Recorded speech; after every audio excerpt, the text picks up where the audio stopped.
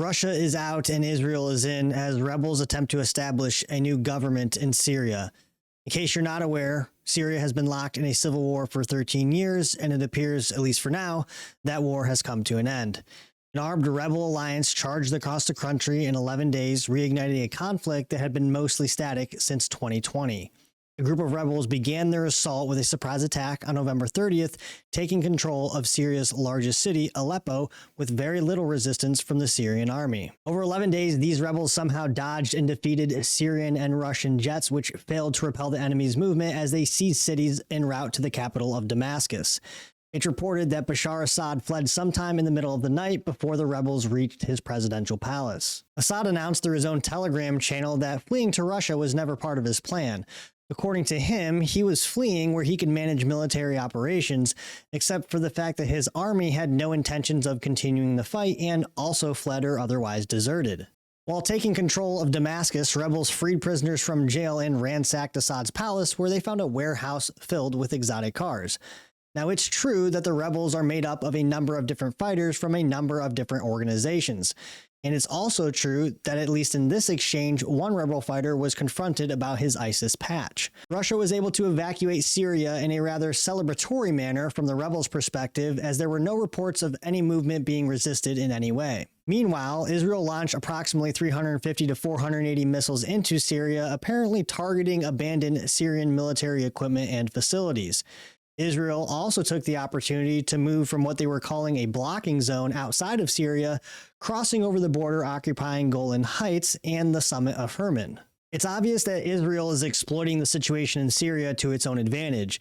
Israel is reporting that it's doing this to preserve its own security and that this movement is temporary and limited.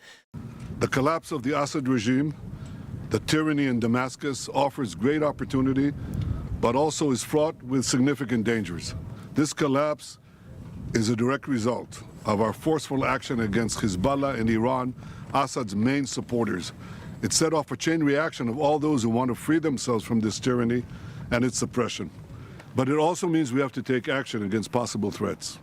One of them is the collapse of the Separation of Forces Agreement from 1974 between Israel and Syria.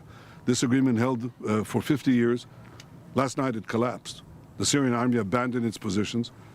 We gave the Israeli army the order to take over these positions to ensure that no hostile force embeds itself right next to the border of Israel. This is a temporary defensive position until a suitable arrangement is found. It's a little bit more complicated than Golan Heights was in Syria and is now occupied by Israel, because the dispute over the land goes back to at least 1967.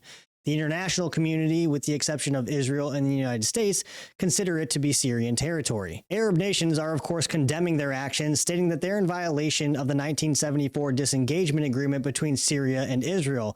And Israel is claiming that agreement was violated with the attack of Hamas on October 7th. So far, I can't find any reports of any opposition fighting going on in Syria.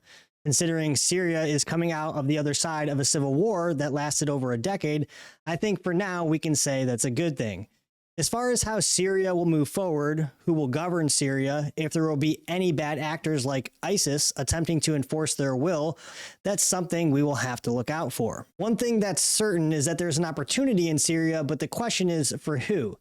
The United States has been involved in the Syrian conflict since 2015. By 2019, the U.S. declared the Islamic State eradicated. That includes 10,000 fighters held in detention facilities in Syria, or were held in detention facilities. The United States, continuing that mission, has since launched its second round of precision airstrikes into Syria in an effort to prevent the resurgence of the Islamic State. Before you go, feed the algorithm down below, check out the links in the description, and follow me on Kick to join the conversation.